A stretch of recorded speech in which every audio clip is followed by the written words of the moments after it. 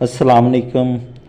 अच्छा viewers, deep sea ने एक न्यू वर्जन डीपसी 4520 में लॉन्च की है, जिसका वर्जन नंबर है 4.9। ये वर्जन की तमाम प्रोग्रामिंग मैनुअल और ऑटोमेटिक सिस्टम के साथ दोनों में डिफरेंस है। अगर आप मैनुअल करेंगे पुराने मॉड्यूल के मुताबिक तो उसमें भी ये कॉन्फ़िगर अटैच नहीं होगी।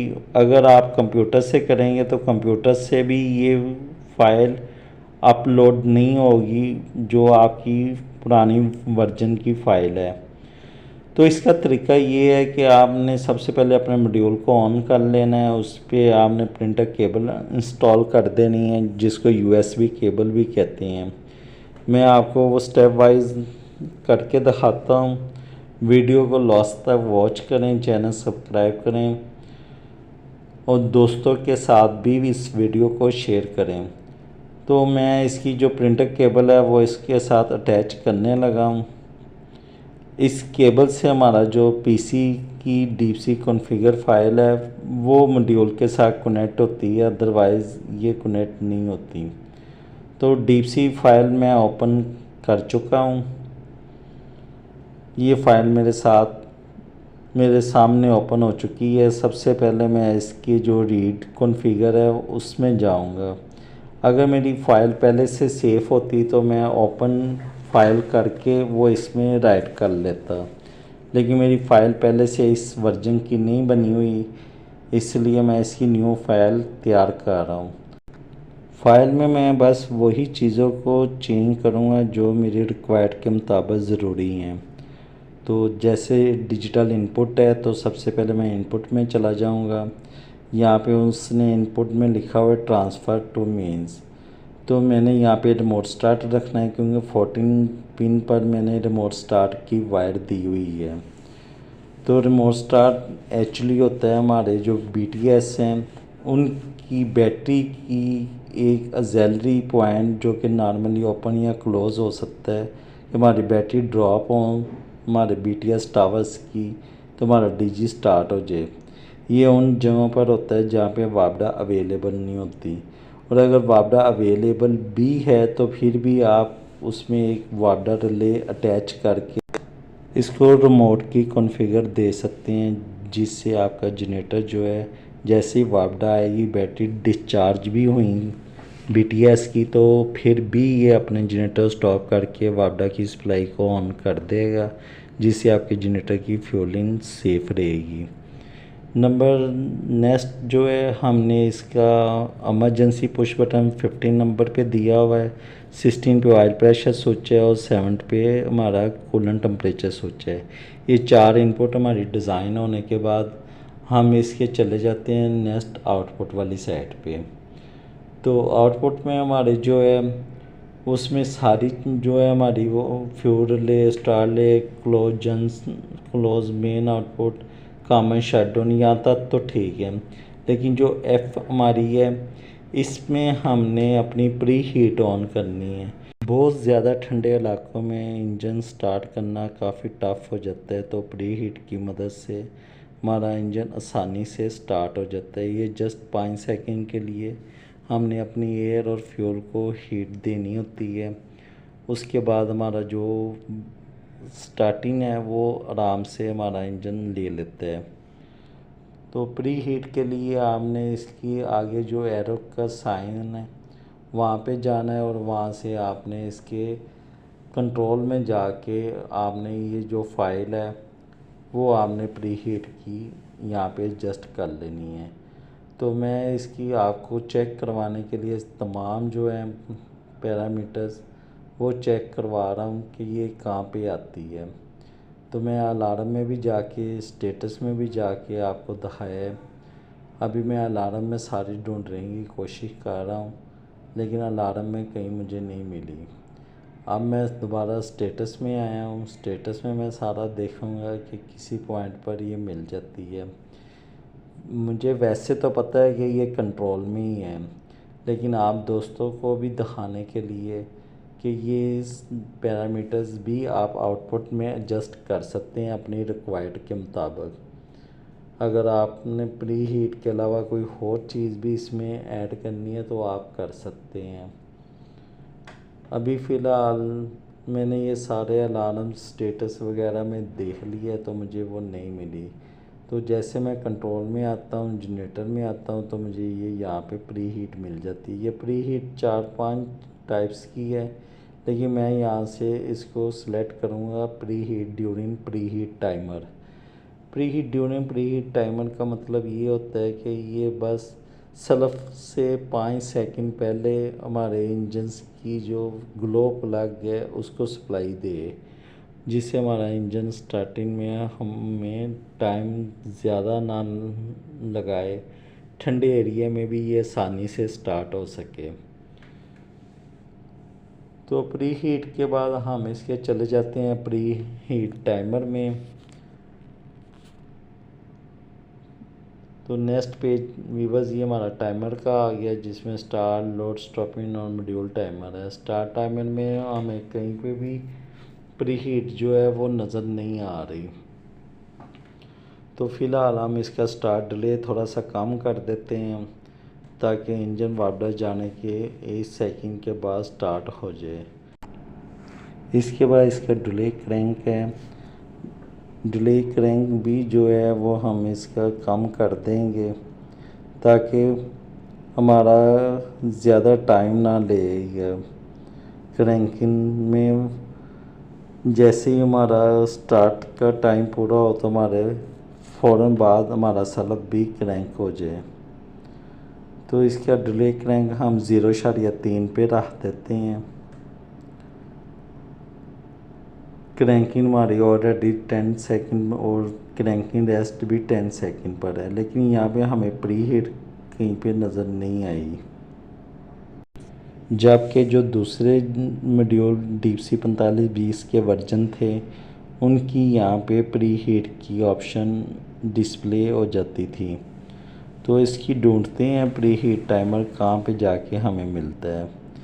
फिल वक्त हमें यहाँ पे इसका प्री हीट नहीं अवेलेबल हो सका, तो हम इसके नेक्स्ट जो है आउटपुट हमारी क्लियर हो चुकी है। मॉड्यूल टाइमर में हमारी कोई चेंजिंग करने की ज़रूरत नहीं है। तो नेक्स्ट अब हम चलते हैं इसके जनरेटर पैरामीटर्स में। तो जनरेटर ऑप्शन को हम क्लिक करते हैं, देखते हैं इसके अंदर क्या है। तो इसमें अल्टरनेटर फिटेड 4 पोल है और हमारी वायर्स की सेटिंग है 3 फेज़ 4 वायर। तो हमारा जनरेटर 3 फेज़ है और इसकी न्यूट्रल भी अवेलेबल है, इसलिए हम इसमें 3 फेज़ 4 वायर रखेंगे। बाकी आप अपनी रिक्वायर्ड के मुताबिक यहाँ पे इसकी AC सप्लाई चेंज कर सकते हैं एरो के निशान से।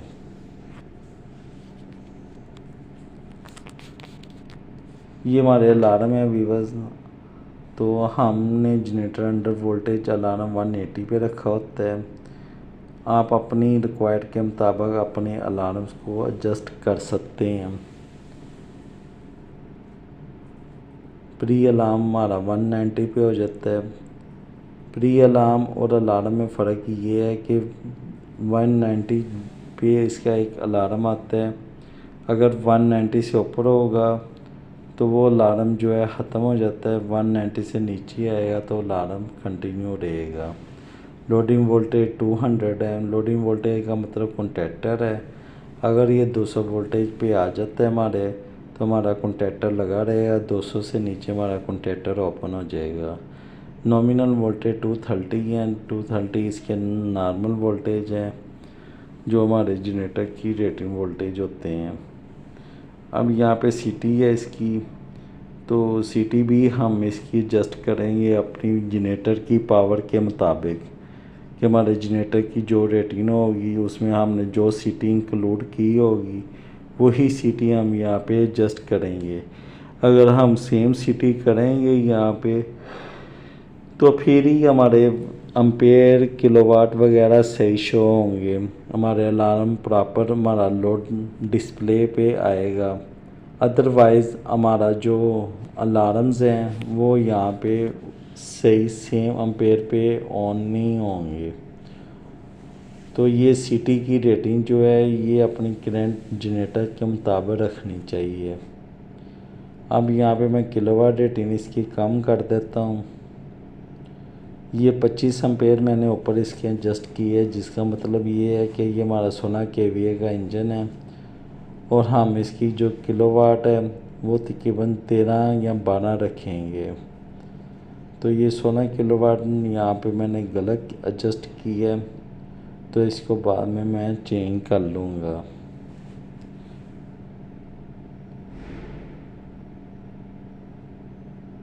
ये इसकी ओवरलोड पोटेंशियल है जो मैं 110% रखी हुई है। अनबैलेंस लोड, इसमें एक वीवर्स अनबैलेंस की भी ऑप्शन इन्होंने प्लस कर दी है जो कि पुराने वर्जन में नहीं थी, कि अगर आपके तीनों फेज़ों की बैलेंस एम्पेयर हैं तो ठीक है, अदरवाइज़ वो कह रहा है कि आपने कितने % पे सेफ्टी प्लेट करवानी है। इसके बाद वीवर्स हम इसके मेंस पर चले जाते हैं। तो मेंस पे हम जाके इसके ये जो एरो के निशान हैं इसको ख़त्म कर देंगे, क्योंकि हमने तमाम मेंस की सेफ्टी को ऑफ रखना है, फिर हमारा रिमोट स्टार्ट जो है वो वर्क करेगा।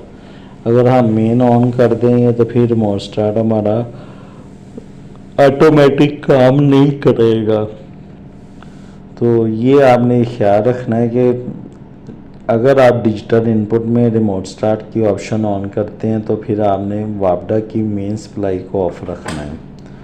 इसके बाद हम इसका नेक्स्ट चले जाते हैं आगे।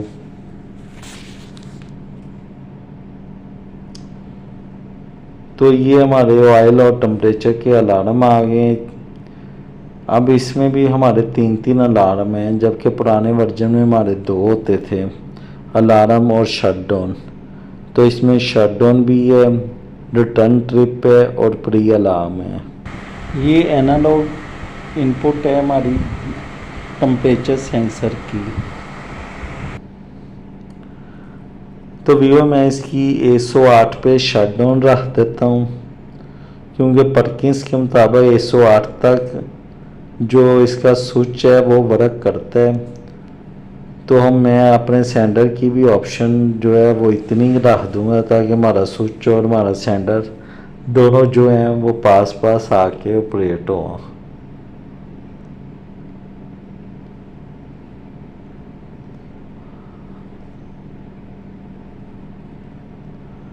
तो व्यूअर्स यहाँ पे ये देखिए मुझे प्री हीट का टाइमर मिल चुका है, जिसमें वो कह रहा है कि आपने कितने टेम्परेचर तक प्री हीट को ऑन करवाई रखना है। अगर इससे ऊपर टेम्परेचर जाता है तो आप इसको बंद कर दें। तो मैंने 50 डिग्री सेंटीग्रेड तक कर दिया है इसमें ऑन इनेबल।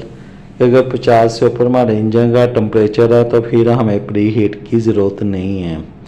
अगर प्री हीट हमारा टेम्परेचर नीचे आ जाता है 50 से 30, 20, 0, तब हमारा इंजन स्टार्ट होने से पहले प्री हीट ले।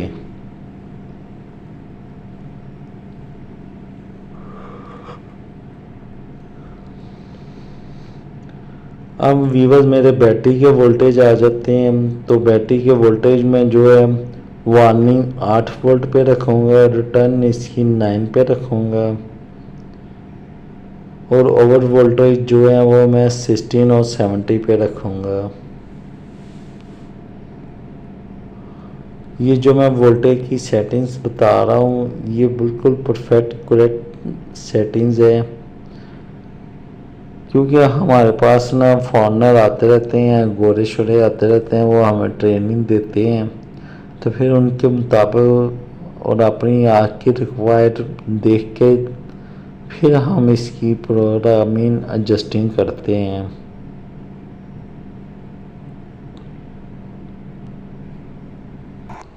नेक्स्ट यहाँ पर चार्ज अल्टरनेटर जो हमारे डेनमो है उसकी सेफ्टी वोल्टेज है कि हमने उसकी अगर डेनमो वोल्टेज अपनी नहीं देती तो हमारा जनरेटर जो है चार्ज डेनमो का अलार्म दे के बंद हो जाए, ताकि हमारी बैटरी मज़ीद डिस्चार्ज ना हो। और इससे आगे हम चलते हैं तो स्टार्ट ऑन लो बैटरी है। स्टार्ट ऑन लो बैटरी उस टाइम काम करती है जब आपका वापडा अवेलेबल नहीं होती और आपका चार्जर जो है वापडा का वो डिस्कनेक्ट होता है। तो हम उस टाइम फिर अपने जनरेटर के बैटरी के वोल्टेज एडजस्ट करते हैं और जनरेटर ऑटोमेटिक बैटरी के साथ ऑन ऑफ होता रहता है।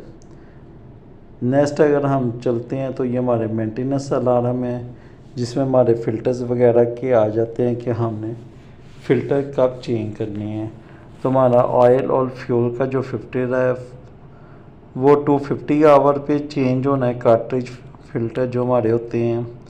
और जो हमारा एयर का फ़िल्टर है वो हमारा 500 आवर पर चेंज होता है।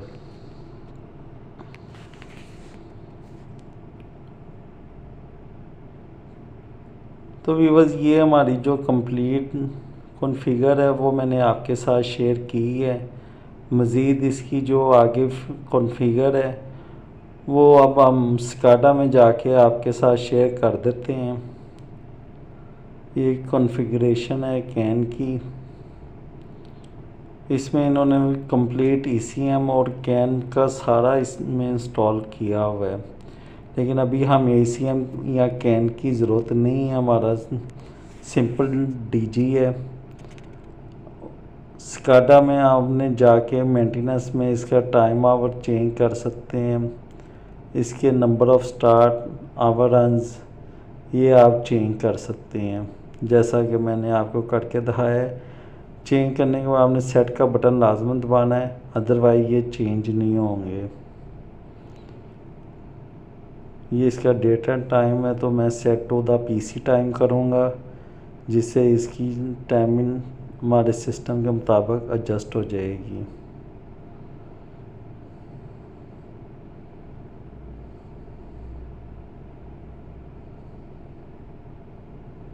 इस वर्जन में इन्होंने मॉड्यूल की पिन भी दी हुई है पासवर्ड, जबकि जो इससे प्रीवियस वर्जन थे उसमें पिन नहीं थी। तो ये मिमिक में आप जाके यहाँ से अपने जनरेटर को स्टार्ट स्टॉप भी करवा सकते हैं। तो ये फ़ाइल मैं राइट करने लगा हूँ। फ़ाइल सारी मेरी जो मैंने तैयार की है ये अब मेरे जनरेटर में इंस्टॉल होने लगी है मॉड्यूल में। ये ट्रांसफ़र कॉन्फ़िगरेशन फ़ाइल 100% उसमें शिफ्ट हो चुकी है। मैं यहाँ से ओके कर दूँगा और यहाँ से मैं फ़ाइल जो है वो सेव भी कर दूँगा।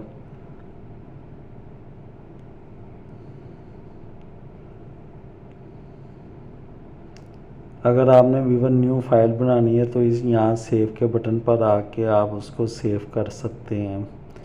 जैसे ये देखें ये सारी फाइल्स मेरे पास ऑलरेडी सेव हुई हैं। तो मैं इसको भी अभी नाम देने लगा हूँ फाइल नेम 16 से 20 KVA deep sea 4520 version 4.9 MK2 और ये मैं यहाँ से सेव करने लगा हूँ।